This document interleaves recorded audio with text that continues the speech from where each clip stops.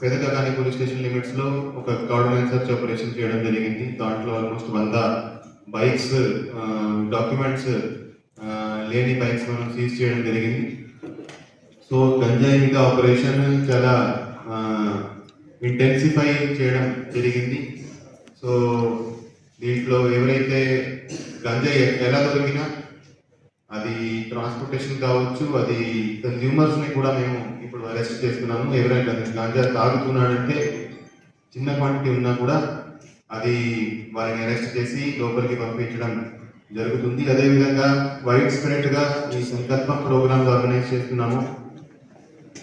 Education ఇన్స్టిట్యూషన్స్కి వెళ్ళి, colleges, స్కూల్స్కి వెళ్ళి అక్కడ యువతాన్ని ఎడ్యుకేట్ చేయడం, అవేర్నెస్ కల్పించడం, గాంజాతో జరుగుతున్న నష్టాలు వివరించడం, ఇది కంటిన్యూస్గా నడుస్తూ ఉంది. ఇప్పటి వరకు 75 చోట్ల సంకల్పం ప్రోగ్రామ్స్ కూడా పెట్టడం జరిగింది.